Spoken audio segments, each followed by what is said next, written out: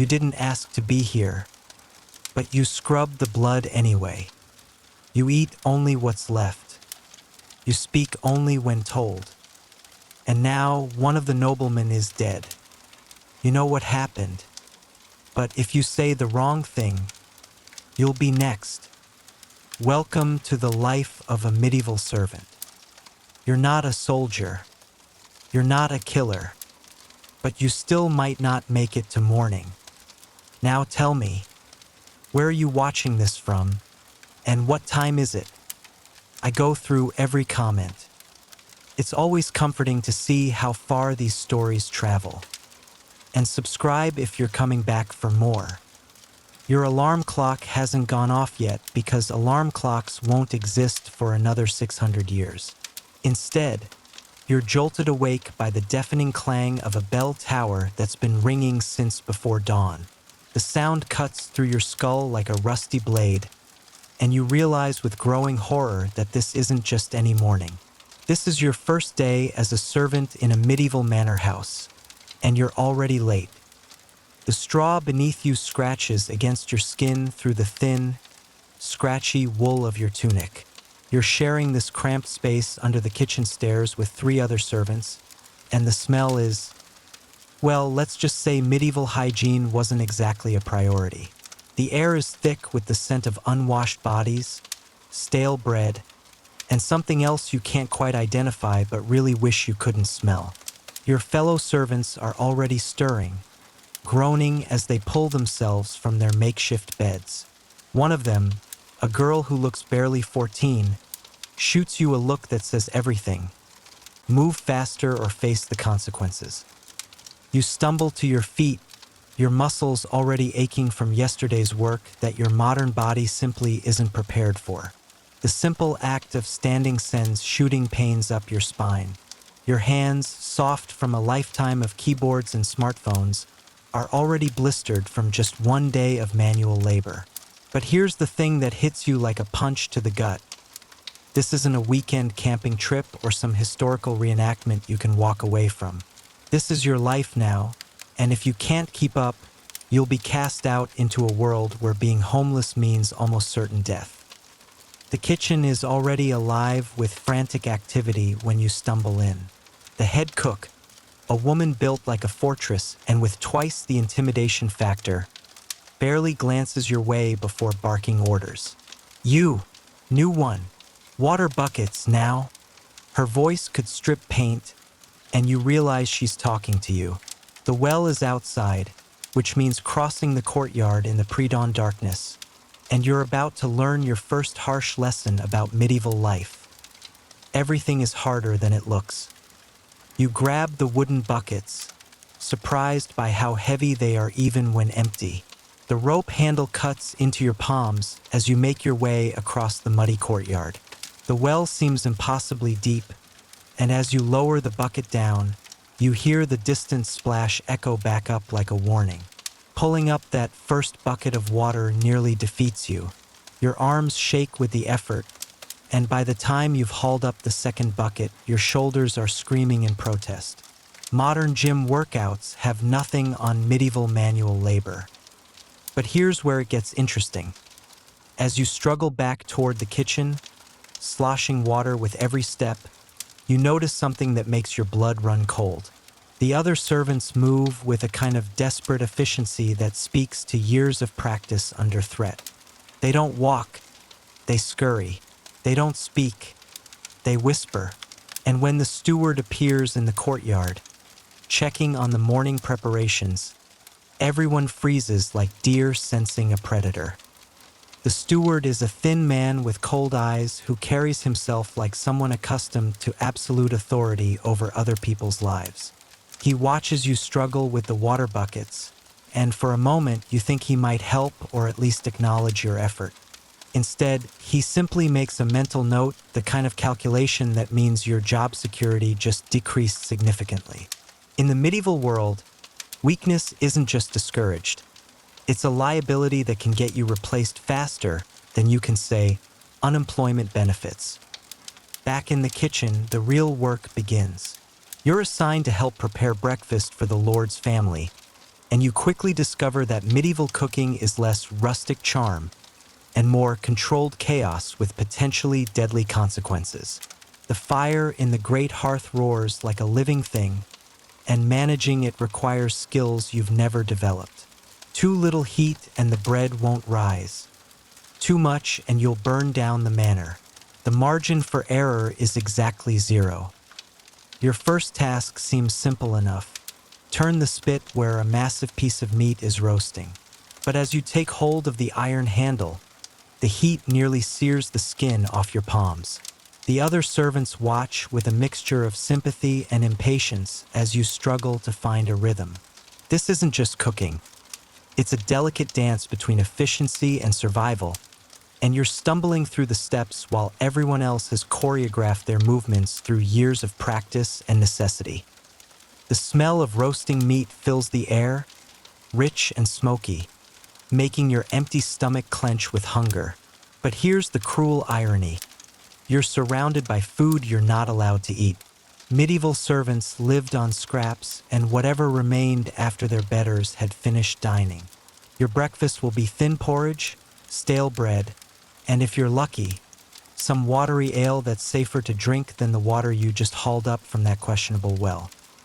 As the morning light finally creeps through the small windows, painting everything in a golden glow that would be beautiful if you had time to appreciate it, you realize something that chills you to the bone. You've been awake for less than 2 hours, and you're already exhausted. The great hall is beginning to stir as the Lord's family prepares for their morning meal, and you're about to discover that serving medieval nobility is like performing surgery while walking a tightrope over a pit of vipers. One wrong move, one spilled drop, one moment of clumsiness, and your life as you know it is over. The other servants move around you with practiced precision, carrying platters and goblets with the kind of careful grace that comes from knowing that breaking the wrong dish could cost them a finger. You're handed a pewter pitcher filled with wine, and the weight of it surprises you. This isn't the lightweight serving equipment you might expect. Everything in the medieval world is built to last, which means it's also built to be heavy. Your modern arms, used to lifting nothing heavier than a laptop, begin to tremble almost immediately. The wine inside sloshes ominously as you try to steady your grip, and you can practically feel the other servants holding their breath. Drop this, and you'll be lucky if they only dock your pay for the next 6 months. The lord of the manor enters the hall like a storm front moving across the landscape. He's not particularly tall or imposing by modern standards, but he carries himself with the absolute confidence of someone who has never doubted his right to control every aspect of everyone else's life. His clothes are rich fabrics in deep colors, and even from across the room, you can smell the expensive oils and perfumes that mark him as someone who lives in a completely different world from yours. When he sits at the high table, the entire atmosphere in the room shifts. Conversations become whispers, movements become more careful, and you realize that you're not just serving breakfast. You're performing in a theater where the wrong performance could be your last. But here's what really makes your skin crawl. The way he looks at the servants isn't how you might look at employees or even hired help. It's how you might look at livestock. Useful, necessary, but ultimately replaceable and not quite human in the way that matters. When his eyes pass over you, there's no recognition of your humanity, no acknowledgement that you have thoughts, feelings, or a life outside of your usefulness to him. You're a tool that happens to breathe, and tools can be discarded when they break. The serving begins, and you quickly learn that medieval table service is like performing an elaborate dance where everyone knows the steps except you. There's a precise order to everything: who gets served first, how you approach the table, where you stand, how you pour. Get any of it wrong, and you'll face consequences that range from public humiliation to physical punishment. The other servants guide you with subtle nudges and whispered corrections, but their help comes with an edge of desperation. If you fail, it reflects poorly on all of them. Your hands shake as you approach the high table with your pitcher of wine. The Lord's goblet sits there like a challenge, gleaming in the morning light that streams through the tall windows. You've poured drinks 1,000 times in your modern life, but never with stakes like these. Never with the knowledge that a single drop on the wrong person's sleeve could result in a beating or worse. The wine flows from the pitcher in what feels like slow motion, dark red like blood, and for a heart-stopping moment, it seems like it might overflow the rim.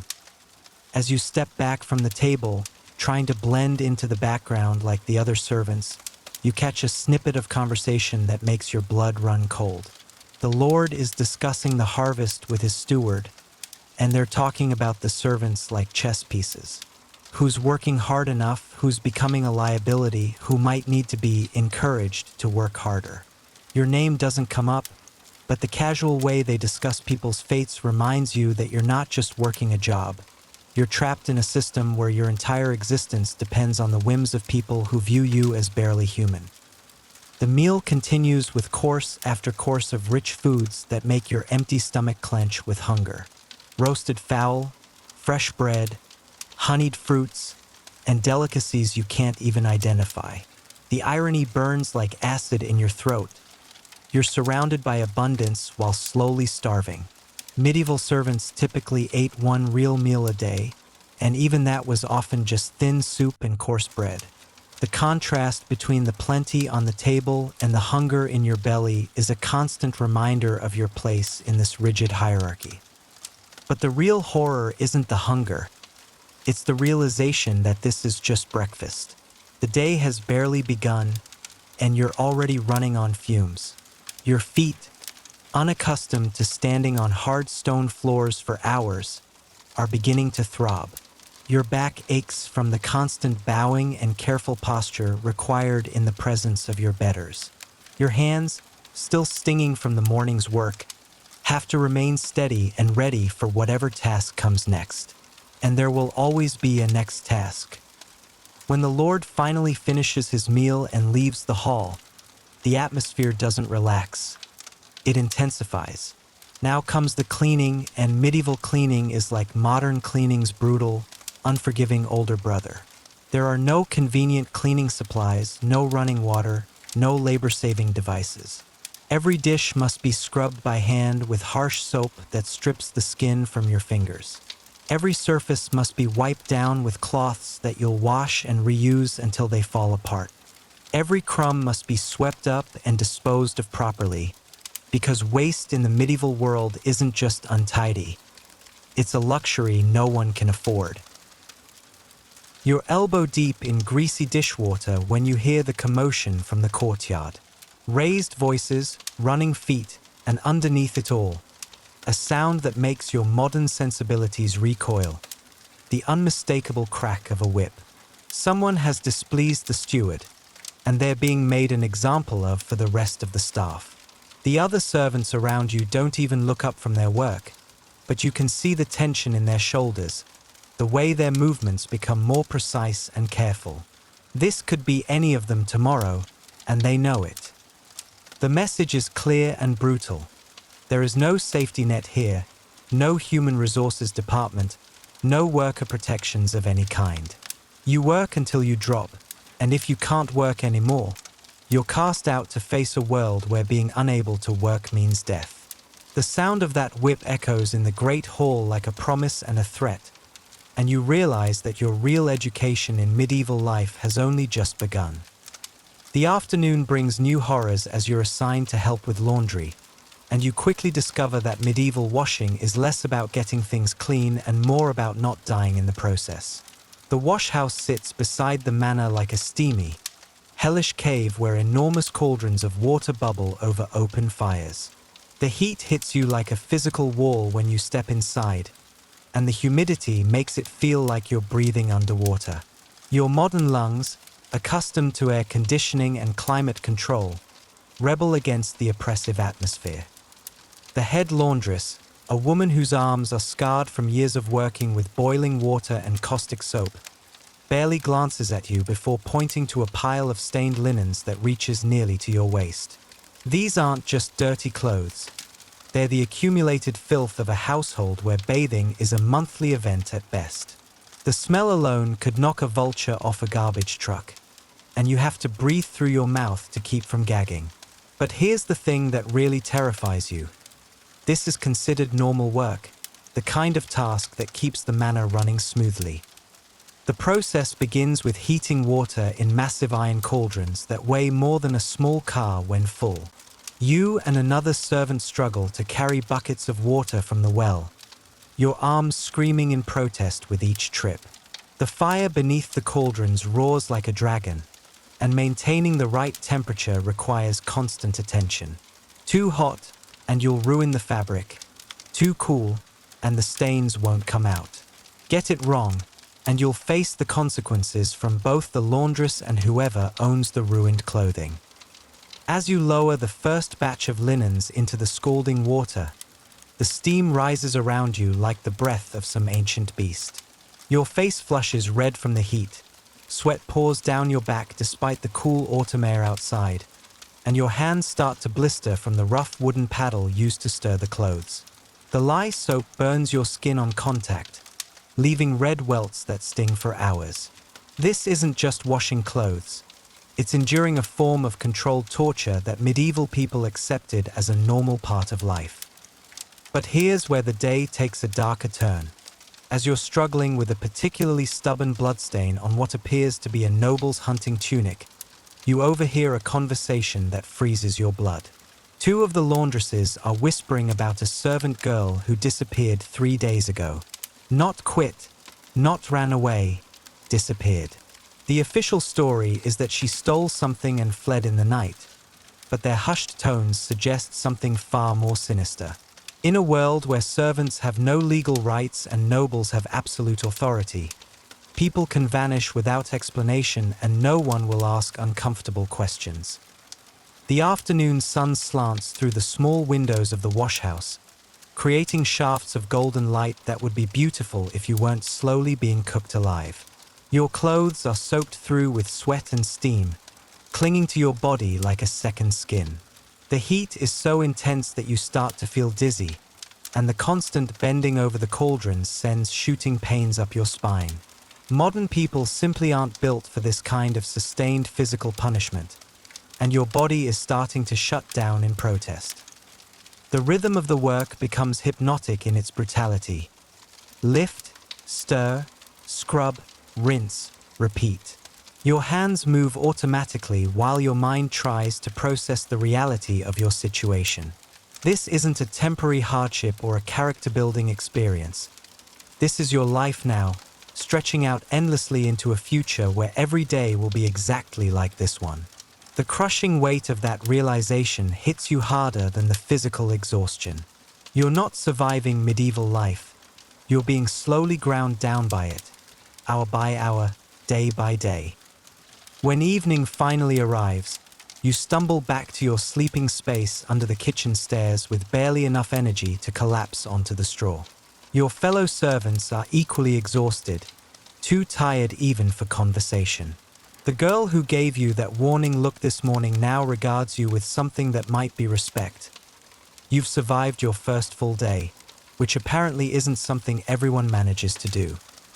But as you lie there in the darkness, listening to the sounds of the manor settling around you, sleep refuses to come. Your body aches in places you didn't know could hurt. Your hands throb with fresh blisters, and your stomach gnaws at itself with hunger. Tomorrow will bring the same back-breaking labor, the same constant fear, the same slow erosion of everything that makes you human. The bell tower will ring before dawn, just as it did this morning, and you'll have to find the strength to do it all over again. The truly terrifying part isn't the physical hardship or even the constant threat of punishment. It's the gradual realization that this system isn't a historical curiosity or a temporary arrangement. It's a machine designed to consume human lives and dignity, and you're now just another piece of fuel feeding its endless hunger. The other servants around you have accepted this reality so completely that they've forgotten what it feels like to dream of anything better. They move through their days with the mechanical efficiency of people who have surrendered hope, and you can feel that same surrender trying to take root in your own heart. As exhaustion finally pulls you toward unconsciousness, your last conscious thought is both a promise and a prayer. Somehow, some way, you have to find a path out of this nightmare. Because if you don't, if you let this system break you the way it's broken countless others, then you won't just fail to survive medieval life. You'll lose the very essence of what makes you yourself. And in a world where human dignity is measured only by your usefulness to your betters, that might be the cruelest fate of all. The bell tower stands silent in the darkness, but you know it's only gathering strength for tomorrow's call. Dawn breaks like a slap across your face, and the bell tower's call feels like it's ringing directly inside your skull. Your second day begins exactly like your first, except now your body has had time to catalogue every injury, every ache, every way that medieval life is systematically destroying you. The straw beneath you feels like broken glass against your blistered skin, and when you try to sit up, your back locks in a spasm of pain that leaves you gasping. The other servants are already moving, their bodies adapted to this punishment through years of conditioning you simply don't have. But today brings a new horror. You're assigned to help with the slaughter. The manor needs fresh meat, and in the medieval world, that means you get to watch and participate in the entire process from living animal to dinner table. The pigs seem to sense what's coming as you herd them toward the slaughtering area behind the kitchens. Their squeals pierce the morning air like accusations, and you realize with growing nausea that your modern sensibilities are about to be brutally readjusted. There's no grocery store here, no sanitized packaging that lets you pretend your food never had a face. The butcher is a man built like a mountain, with hands the size of dinner plates and arms that could bend iron. He's been doing this work since he was younger than you are now, and he approaches the task with the same casual efficiency that you might use to check your email. The first blow of his hammer is swift and precise, designed to render the animal unconscious before the bleeding begins. But the sound, a wet, final thud, echoes in your chest like a drumbeat, and you have to fight not to lose what little breakfast you managed to choke down. Your job is to hold the basin that catches the blood, because in medieval times, nothing gets wasted. The blood will become sausage, the organs will be cleaned and eaten, even the bones will be boiled for broth. As the warm liquid flows into your container, thick and dark as wine, you feel something fundamental shift inside you. This isn't just about food. It's about understanding that life and death are intimate neighbors in the medieval world, and squeamishness is a luxury no one can afford. The work continues with the methodical precision of a well-rehearsed dance. Skin is removed, organs are separated, meat is cut into portions that will feed the manor for days. Your hands, already raw from yesterday's labor, become slick with blood and fat. The smell clings to everything, your clothes, your hair, your skin, and you know it will follow you for the rest of the day. But here's what really gets to you. The other servants work through this process while discussing the weather, their families, the small gossip of manor life. Death has become so routine that it barely registers as an event worth noting. By midday, you're covered in blood and exhausted beyond measure, but the day is far from over. Now comes the preservation process, because refrigeration won't be invented for another 600 years. The meat must be salted, smoked, or dried to prevent spoilage, and each method requires its own specialized knowledge and backbreaking labor. You spend hours hauling loads of salt, feeding smoking fires that must be maintained at precise temperatures, and hanging strips of meat in the manor's aging chambers where they'll cure for weeks or months. The smoking room is like stepping into hell's waiting area. Thick, acrid smoke fills the air until breathing becomes a conscious effort, and your eyes stream constantly. The heat from the carefully maintained fires makes the air shimmer, and after an hour of tending the flames, you feel like you're slowly being cooked alongside the meat. But walk away from your post, let the temperature drop or the smoke thin out, and you'll ruin weeks' worth of food preparation. The pressure is constant and unforgiving. As afternoon bleeds into evening, you're assigned one final task that pushes you past your breaking point: cleaning the slaughtering area. This means scrubbing blood from stone floors with brushes that tear at your already damaged hands, hauling buckets of bloody water to dispose of properly, and ensuring that every surface is clean enough to pass the steward's inspection. The work is disgusting, exhausting, and absolutely essential, because in a world without proper sanitation, a poorly cleaned slaughter area can spread disease that kills everyone in the manor. The sun is setting by the time you finish, painting the sky in shades of red that remind you uncomfortably of the day's work. Your clothes are stained beyond recognition, your hands look like raw meat, and your body feels like it's been put through a medieval torture device, which, in a sense, it has. You stumble back toward your sleeping area, passing other servants who eye you with a mixture of sympathy and resignation. You've survived day 2, but just barely. But here's the cruel twist that breaks whatever hope you've been clinging to. As you collapse onto your straw bed, one of the older servants leans over and whispers something that shatters your world. "Tomorrow's the harvest feast," she says, her voice heavy with exhaustion.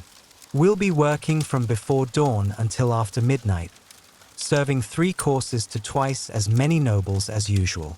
And if anyone makes a mistake..."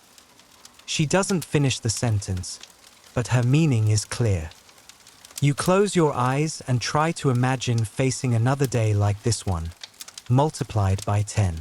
Your body screams in protest at the very thought, but your mind rebels even harder. You're not adapting to medieval life, you're being systematically broken by it.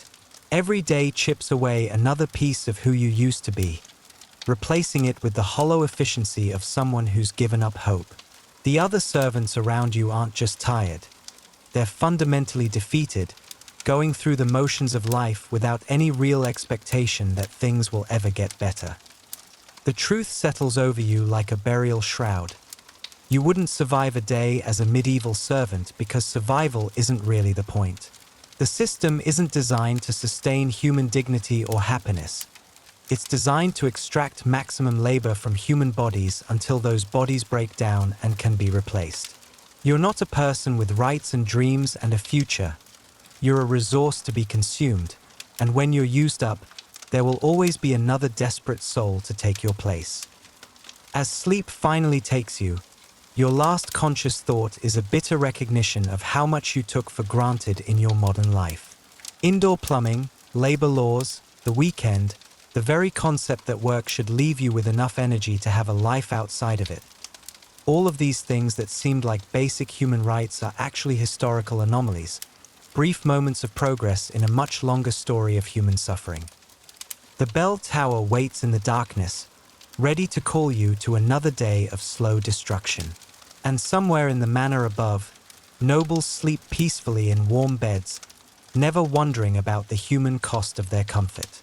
Tomorrow, if you last that long, you'll help serve them again, and they'll never see you as anything more than a useful shadow moving at the edges of their world. The third dawn arrives like a punishment from an angry god, and your body refuses to cooperate with the bell tower's summons. Every muscle fiber screams in rebellion as you try to sit up, and for a terrifying moment, you wonder if this is how it ends, not with dramatic flourish, but with simple physical collapse. Your hands have swollen overnight, the blisters now infected and weeping, and the simple act of gripping anything sends lightning bolts of pain up your arms. The other servants move around you with practiced indifference. They've seen this before, watched modern souls shatter against the immovable reality of medieval existence. The harvest feast preparation begins before the sun fully rises, and you quickly discover that everything you've endured so far was just practice for this moment. The kitchen transforms into a battlefield where one mistake can cascade into disaster that affects dozens of people. Massive haunches of meat roast over fires that could heat small buildings, while enormous cauldrons bubble with soups and stews that require constant stirring to prevent burning. The heat is so intense that servants take turns collapsing from exhaustion, dragged to corners to recover while others take their places without missing a beat. You're assigned to the pastry preparation, which sounds almost pleasant until you realize that medieval pastries are architectural achievements requiring strength, precision, and skills you simply don't possess. The dough feels like concrete in your damaged hands, and rolling it requires upper body strength that you lost 2 days ago. The head baker, a woman whose forearms are scarred from years of oven burns, watches your fumbling attempts with barely contained rage. When you finally tear a crucial piece of pastry that took hours to prepare, her reaction is swift and brutal. A wooden spoon across your knuckles that splits the skin and leaves you gasping. But the real horror begins when the nobles start arriving for the feast. These aren't just local lords. They're visiting dignitaries from neighboring manors, each with their own servants, their own expectations, and their own casual cruelty toward anyone they consider beneath them. The great hall fills with laughter and conversation that sounds like music compared to the grim silence of the servants' quarters. But underneath that joy lies the implicit threat that powers the entire system. These people own everything: the land, the buildings, the animals, and most importantly, you. As evening approaches, the serving begins, and you're thrust into a performance where the stakes are literally life and death. The nobles expect perfection: food served at precisely the right temperature, wine poured without spilling a single drop, every need anticipated before it's expressed. You move through the hall like a ghost, trying to be invisible while simultaneously being hyper-aware of every gesture, every glance, every subtle shift in mood that might signal displeasure. Your infected hands shake as you carry platters that weigh more than modern suitcases, and you can feel warm liquid seeping through the rough bandages where your blisters have burst. The feast stretches on for hours, course after course of elaborate dishes that represent weeks of preparation. You watch nobles casually discard food that could feed your family for days, pushing aside barely touched plates with the same indifference they might show toward dirty napkins. The waste is staggering, obscene in its excess, but questioning it would be unthinkable. Your role is to serve and remove, an endless cycle that continues until your legs can barely support your weight. Halfway through the evening, disaster strikes. Another servant, a boy who looks barely 16, trips while carrying a pitcher of wine toward the high table. The crash echoes through the hall like thunder, and the sudden silence that follows is more terrifying than any scream. The spilled wine spreads across the stone floor like blood, and you watch in horror as the steward's face transforms into something that belongs in nightmares. The boy doesn't run or make excuses. He simply drops to his knees and waits for judgment like someone who's already dead inside. The punishment is swift and public, designed as much to terrorize the other servants as to address the boy's mistake. The steward's leather belt whistles through the air with practiced precision, each blow landing with a wet crack that makes you flinch involuntarily. The boy doesn't cry out. Servants learn early that screaming only makes it worse, but you can see his body jerking with each impact, his face a mask of enforced stoicism that barely conceals his agony. The nobles continue their conversations as if nothing is happening, their indifference more chilling than outright cruelty. As you help clean up the spilled wine, your hands leaving bloody prints on the stone floor, something fundamental breaks inside you. This isn't just hard work or even unfair treatment. This is systematic dehumanization, a machine designed to crush the human spirit so completely that resistance becomes literally unthinkable. You're not surviving medieval life. You're being murdered by it, piece by piece, day by day, until nothing remains but a hollow shell that responds to commands and fears punishment more than it hopes for anything better. The feast finally ends near midnight, but the work continues as servants clean dishes, bank fires, and prepare for tomorrow's equally brutal routine. Your vision blurs from exhaustion and infected wounds, and you move through the tasks like a sleepwalker, your body operating on pure instinct while your mind retreats to some protected space where the pain can't reach. When you finally collapse onto your straw bed, You're bleeding from at least 6 different wounds and running a fever that makes the room spin around you. In the darkness, listening to the quiet sobs of the beaten servant boy, you finally understand the truth that's been stalking you for 3 days. You wouldn't survive as a medieval servant because survival itself isn't really possible in any meaningful sense. The system doesn't just kill your body, though it does that efficiently enough. It murders your soul first, stripping away every quality that makes you human until you become nothing more than a useful animal. The lucky ones die quickly from disease or accident. The unlucky ones live long enough to forget they were ever anything more than tools that breathe. The bell tower stands silent in the pre-dawn darkness, but its next call is already inevitable. And when it comes, you'll answer it, because in the medieval world, there are only 2 choices: work until you die, or die because you can't work. There is no third option, no escape, no hope for anything better.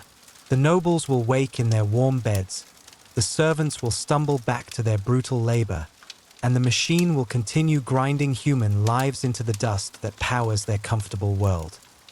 Your modern life, with all its stresses and disappointments, suddenly seems like paradise compared to this reality.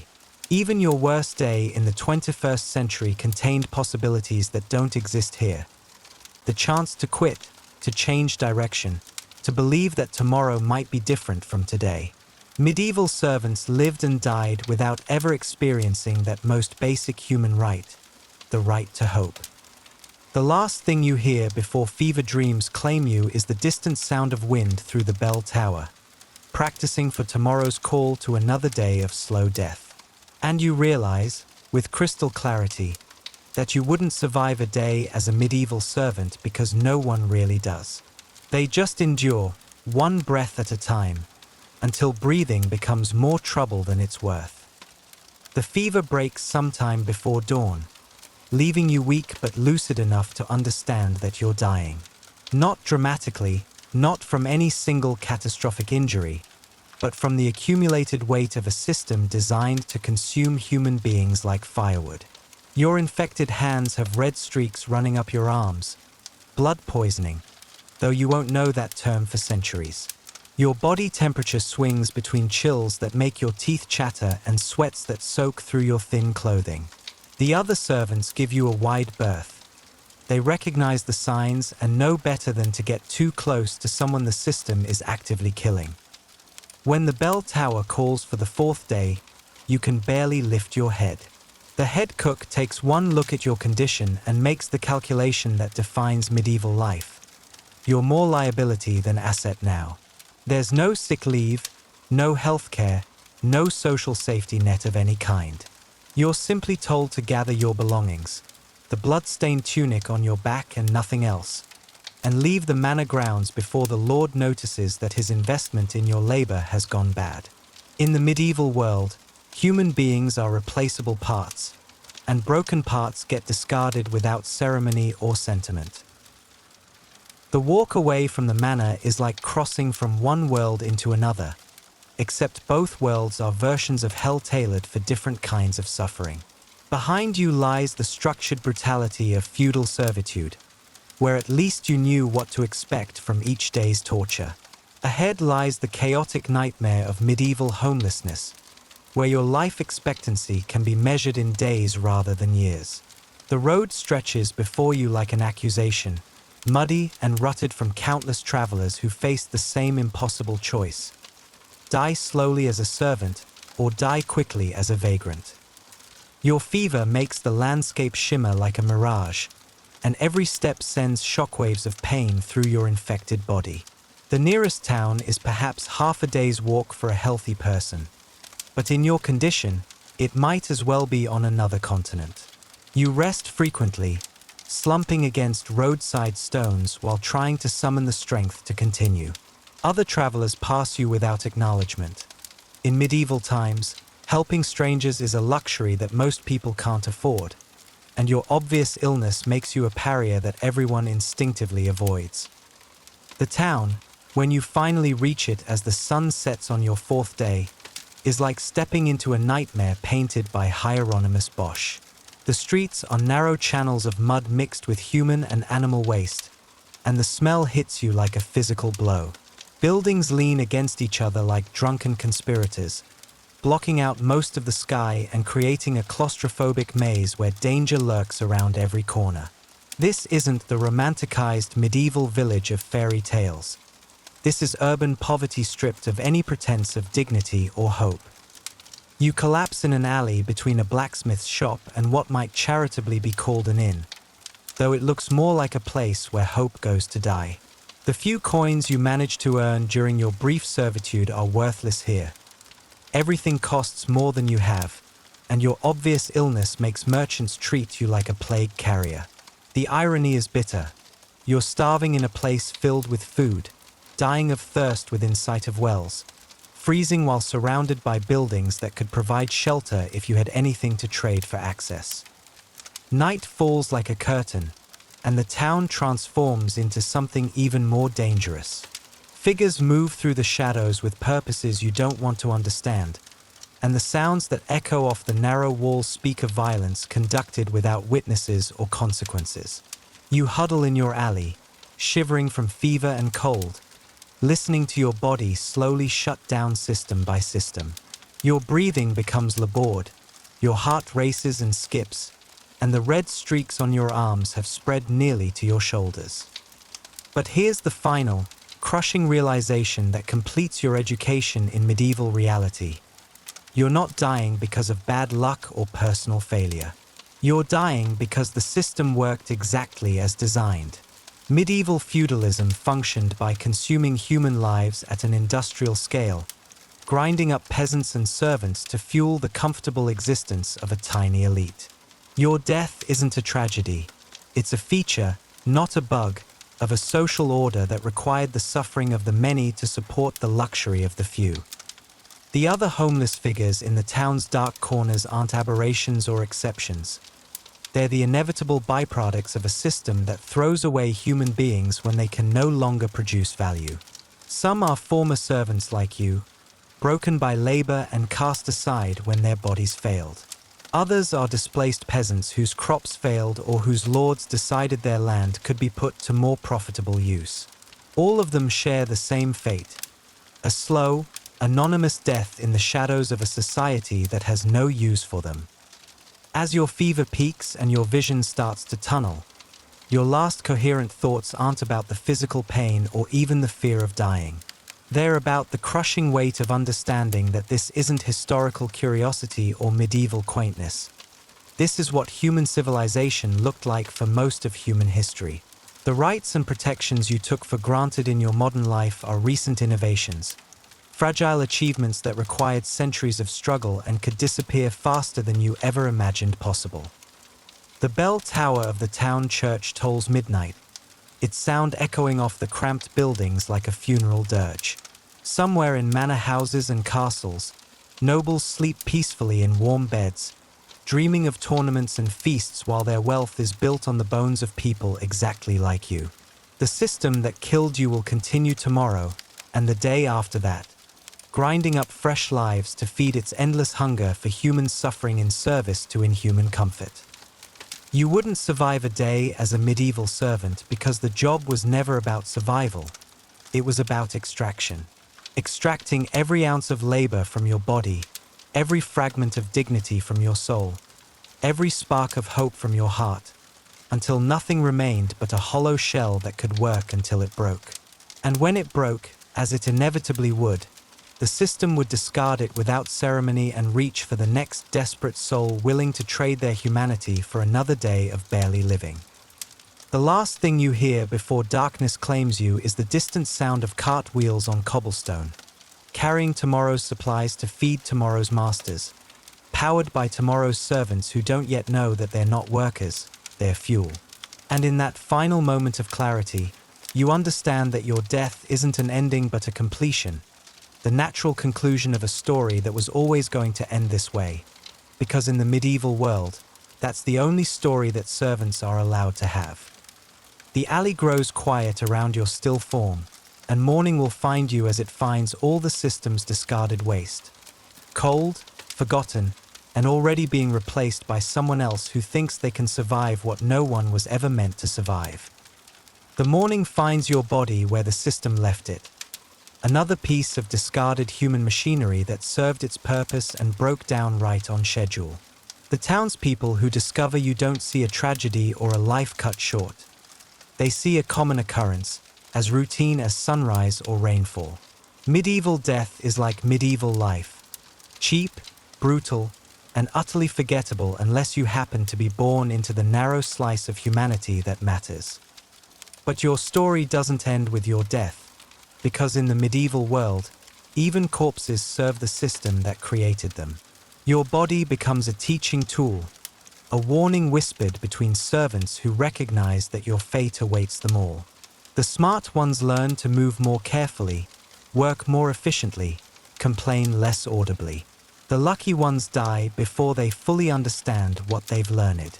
The unlucky ones live long enough to become the whisperers, passing down the bitter wisdom that survival isn't about lasting longer. It's about maintaining the illusion of usefulness until the system decides you're not worth the straw you sleep on. Within days, another desperate soul takes your place at the manor. Maybe they're fleeing a failed harvest, or escaping debts that would otherwise cost them their lives, or simply born into circumstances that offer no better choices. They'll sleep in the same spot under the kitchen stairs, use the same wooden buckets to haul water from the same deep well, and make the same horrifying discoveries about what human beings are capable of enduring when they have no alternatives. The cycle continues with mechanical precision, as it has for centuries, as it will for centuries more. The Lord of the Manor never learns your name, never notices your absence, never acknowledges that a human being lived and died in service to his comfort. Your replacement is simply the new servant, interchangeable with you just as you were interchangeable with whoever came before. In the medieval economy of human suffering, individual identity is a luxury that only the powerful can afford.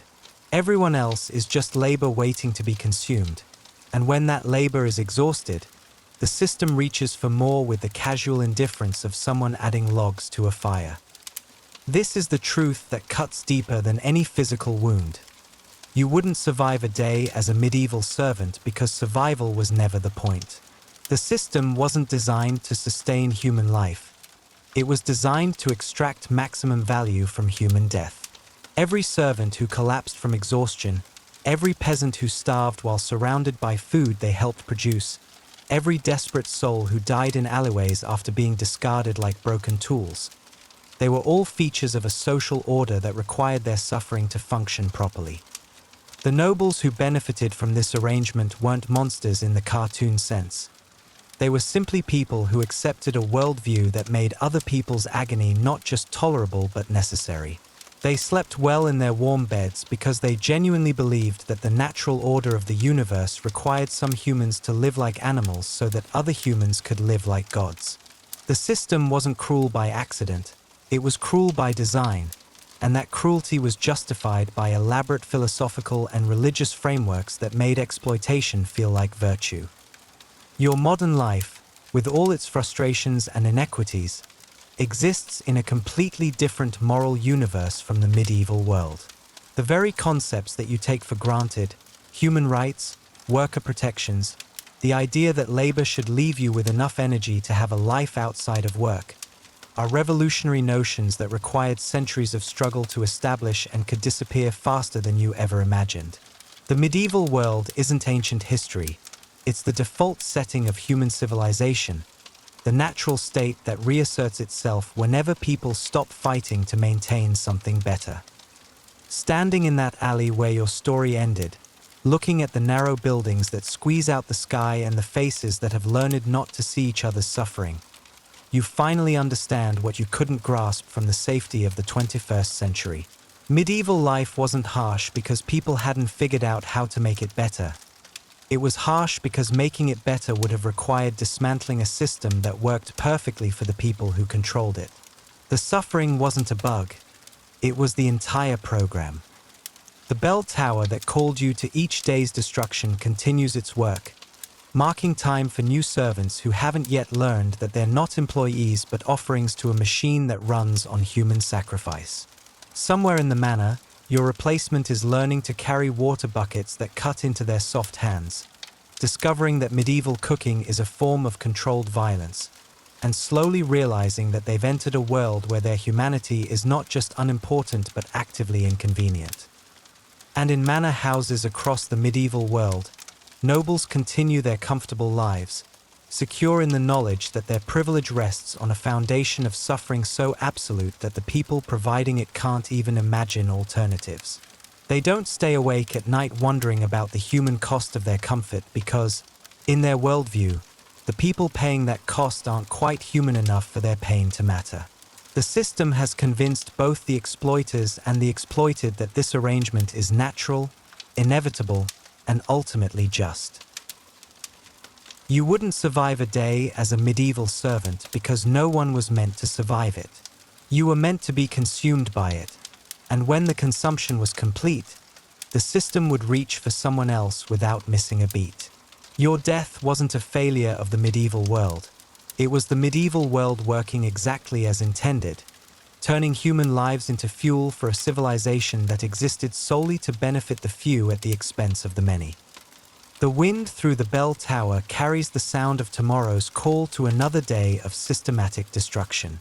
And somewhere in the darkness, another desperate soul is making their way toward the manor, not knowing that they're not seeking employment but volunteering for a form of murder so efficient and normalized that everyone involved calls it life.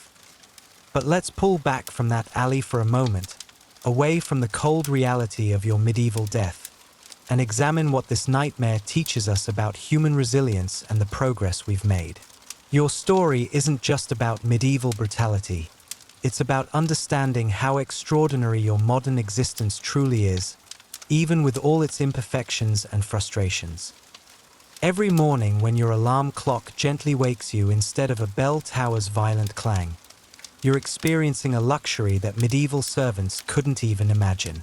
The simple fact that you can quit a job you hate, that you have weekends, that you can eat without wondering if the food was prepared in sanitary conditions. These aren't just conveniences. They're revolutionary achievements that represent centuries of human beings fighting against systems designed to consume them completely. The medieval servant story is ultimately about the absence of choice, the crushing weight of a world where your birth determines your death and nothing you do can change that trajectory. You were born to serve, you lived to work, and you died when your usefulness expired. There was no social mobility, no career change, no retirement, no concept that life should offer anything beyond bare survival in service to your betters. The system was so totalizing that most people couldn't even conceive of alternatives. Think about the simple act of walking away from a bad job, something you probably take for granted. In the medieval world, that action was literally unthinkable. Leave your position as a servant, and you became a vagrant, which was essentially a death sentence. There were no other jobs to find, no social services to fall back on, no family networks that could support you if you fell outside the feudal system. Your choice was to serve until you died or die because you refused to serve.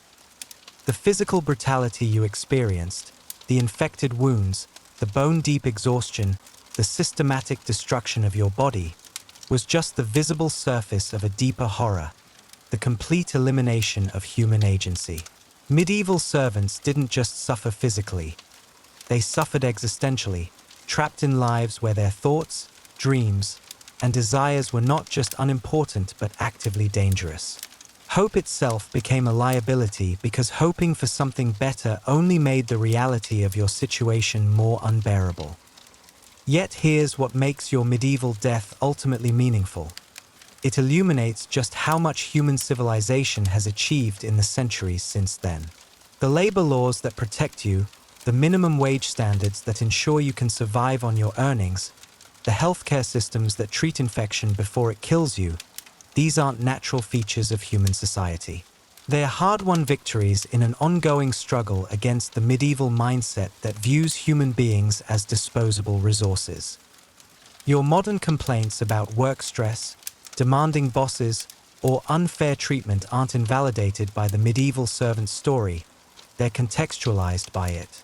You have the luxury of complaining precisely because you live in a world where someone might actually listen, where change is possible, where human dignity is at least theoretically valued.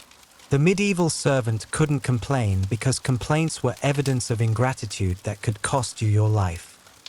The bell tower that called you to each day's destruction has been replaced by alarm clocks that you can turn off, snooze, or ignore entirely if you choose to face the consequences of being late.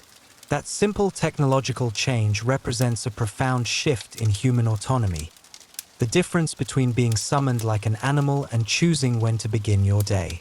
Even when you hit the snooze button and grumble about Monday morning, you're exercising a form of freedom that medieval servants literally died without ever experiencing. So when you return to your modern life, with its traffic jams and deadlines and difficult co-workers, remember the medieval servant who shares your human DNA but lived in a world so different it might as well be another planet. Remember that your worst day at the office is still a day where you can dream of something better, where you can make plans for the weekend, where you can eat lunch without wondering if it will be your last meal.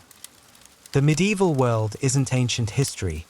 It's what human civilization looks like when we stop fighting for something better. Every right you enjoy, every protection you take for granted, every small dignity that makes your life bearable exists because previous generations refused to accept that the medieval way was the only way. Your story of surviving as a medieval servant ends in death because that's how those stories always ended. But your story as a modern human continues because we learned to write different endings. You wouldn't survive a day as a medieval servant, but you don't have to. And that fact, that simple, extraordinary fact, is perhaps the greatest achievement in human history. The bell towers still stand in some places, but they no longer call us to lives of systematic destruction. Instead, they remind us how far we've come and how much we have to protect in the world we've built from the ashes of medieval brutality. Rest easy tonight, knowing that your alarm clock will wake you gently tomorrow, and that when it does, you'll have choices that medieval servants never dreamed possible. That's not just comfort. It's a small miracle that we've somehow learned to take for granted. But perhaps most importantly, your journey through medieval servitude reveals something profound about the human spirit that neither the lords nor the system could ever fully extinguish. Even in that final alley, even as your body failed and the fever claimed you, you retained something that the medieval world tried desperately to destroy: the ability to recognize injustice for what it was. The other servants who survived longer than you didn't do so because they were stronger or smarter. They survived because they learned to stop seeing. They trained themselves not to notice the waste while they starved, not to question why their labor enriched others while leaving them with nothing, not to wonder if there might be a better way to organize human society. Their survival came at the cost of their moral imagination, and in a very real sense, they were already dead long before their bodies gave out. You died with your humanity intact, and in the medieval world, that was both a tragedy and a triumph. The system was designed to break more than just your body. It was designed to break your spirit so completely that you would accept brutality as natural, exploitation as inevitable, and suffering as deserved. Your death in that alley wasn't just the failure of a physical form. It was the refusal of a human consciousness to surrender its essential dignity to a machine that demanded complete submission. This is why your medieval story matters in ways that extend far beyond historical curiosity. The mindset that created feudalism, the idea that some people exist primarily to serve others, that suffering builds character, that hierarchy is natural and questioning it is dangerous, didn't disappear with the Middle Ages. It adapts, evolves, and resurfaces in new forms whenever people become comfortable enough to stop vigilantly protecting the progress we've made. Every time someone argues that workers should be grateful for any job regardless of conditions, every time someone suggests that poverty is a moral failing rather than a systemic problem, every time someone claims that inequality is natural and attempts to address it are naive, You're hearing echoes of the medieval worldview that killed you in that alley. The bell tower's call to systematic destruction never really stops. It just changes frequency. Your modern life exists in the narrow space between the medieval world you escaped and the potential future worlds you're still fighting to create. The progress we've made isn't permanent or guaranteed. It's an ongoing project that requires constant effort to maintain and expand. Every generation has to choose again whether to move toward a world where human dignity is universal or slide back toward one where it's a privilege reserved for the few. The medieval servant story doesn't end with death in an alley. It continues every time someone refuses to accept that any human being should live without dignity, security, or hope for something better. It continues every time workers organize for better conditions, every time societies choose to invest in healthcare and education rather than just profitable extraction, every time people recognize that an economic system should serve human flourishing rather than the other way around. So when you wake up tomorrow to your gentle alarm clock, when you eat food that won't poison you, when you work at a job you can theoretically leave, when you go to sleep without wondering if you'll live to see another dawn, remember that none of this was inevitable. It all exists because countless people throughout history looked at medieval-style brutality and said, no, there has to be a better way. You wouldn't survive a day as a medieval servant because that world was designed to consume human beings like firewood. But you don't live in that world, and the reason you don't is because enough people throughout history refused to accept that human consumption was the natural order of things. They fought for something better, and we inherited the world they built through their struggle. The bell tower that once called people to systematic destruction now marks time in a world where such systematic destruction is no longer accepted as inevitable. That's not just progress, it's proof that human beings, when they refuse to surrender their moral imagination, can create realities that seemed impossible to previous generations. Your medieval death was real, but so is your modern life. And between those two realities lies the entire story of human progress.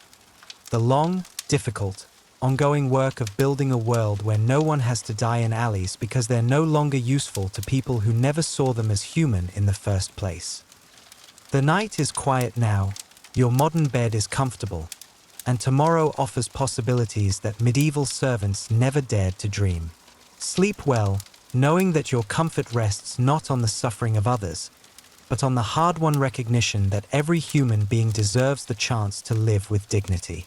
That recognition didn't exist in the medieval world, but it exists now because we learned to imagine and fight for something better. And that might be the most important lesson of all. The future isn't inevitable. It's a choice we make every day, one person at a time, one decision at a time, one refusal to accept unnecessary suffering at a time. The medieval world was a choice too, and we chose something different. We can keep choosing something better, as long as we remember what the alternatives look like and refuse to let them return. The centuries pass like seasons, and the manner where your story began continues its cycles of consumption. New servants replace old ones with mechanical regularity, each one carrying fresh hopes that will be systematically ground down by the same forces that destroyed you. The head cook ages and dies, replaced by someone younger but equally hardened. The steward grows old and bitter, training successors in the art of extracting maximum labor from minimum humanity. Even the lord of the manor eventually passes, his comfortable existence seamlessly transferred to heirs who inherit not just wealth but the entire worldview that makes such wealth possible. The system endures because it's larger than any individual caught within it. Servants die and are replaced, nobles age and pass on their privileges, but the fundamental structure remains. A machine designed to concentrate comfort for the few by distributing suffering among the many. Your death changed nothing because individual deaths never do in systems this entrenched. Change requires something the medieval world couldn't provide: the collective recognition that alternatives are possible. But in quiet moments between the bell tower's calls, something your story couldn't capture begins to stir. A servant here, a peasant there, starts to wonder why their labor enriches others while leaving them with nothing. These thoughts are dangerous, potentially fatal, but they spread like seeds in fertile ground. Someone asks why the Lord's children deserve comfort while servant children die of preventable diseases. Someone else wonders what would happen if all the servants simply refused to work for one day. These questions don't yet have answers, but asking them is the first step toward imagining a world where they might. The transformation, when it finally comes, takes centuries. It's not a single revolution but an accumulation of countless small rebellions. Peasants who refuse to accept that starvation is God's will, craftsmen who organize to demand fair wages, scholars who dare to suggest that human worth isn't determined by birth. The medieval world doesn't collapse overnight. It's slowly dissolved by the radical idea that ordinary people might deserve dignity, opportunity, and the chance to shape their own destinies. Your story as a medieval servant ends with death in an alley, but the story you represent, the story of human beings refusing to accept systematic brutality as inevitable, continues across generations. Every labor law, every worker protection, every social program that ensures people don't die simply because they can't work, carries within it the memory of medieval servants who died without ever experiencing such protections. We built the modern world partly as a response to their suffering, a collective promise that no one should have to endure what they endured. The final lesson isn't about medieval history. It's about recognizing that the comfort and security you enjoy didn't emerge naturally from human progress. They exist because people throughout history looked at systematic suffering and chose to fight for something better, even when that fight seemed hopeless. The medieval world was maintained by people who believed change was impossible. The modern world was created by people who refused to accept that belief. So when you return to your contemporary life, with its imperfections and frustrations, remember the medieval servant whose story you lived. Remember that your worst day still contains possibilities that were literally unimaginable in the medieval world. The possibility of change, of choice, of hope for something better. These aren't just personal luxuries. They're collective achievements that require constant protection and expansion. You wouldn't survive a day as a medieval servant because that world was designed to make survival impossible for everyone except the very few. But you don't live in that world, and that fact represents one of humanity's greatest victories over its own capacity for systematic cruelty. The bell towers still stand, but they no longer call us to lives of quiet desperation. Instead, they remind us how far we've come and how much further we have yet to go. The night is quiet now, your story is told, and tomorrow brings another chance to choose progress over regression, dignity over exploitation, hope over resignation. Sleep well, knowing that your comfortable bed exists not by accident but by design. The conscious choice of generations who refused to accept that medieval brutality was the best humanity could achieve. That choice continues every day, and now it's yours to make. The medieval servant's story ends in an alley, but the human story continues in your bedroom, in your choices, in your refusal to let that alley become anyone's inevitable destination ever again. And perhaps that's the most powerful ending of all, not resolution, but continuation. The ongoing work of building a world worthy of the dignity that even medieval servants carried within them, even when the world around them refused to acknowledge it existed. The body's gone. The fire's lit. And you're still here. No one thanked you. No one noticed. But you saw everything. And you'll never speak of it. That's what survival looks like down here. The rich get to sin. The poor get to clean it up. If this story stayed with you, comment how you would have handled it. And subscribe to keep walking the forgotten roads of history, where silence was the only power the powerless had.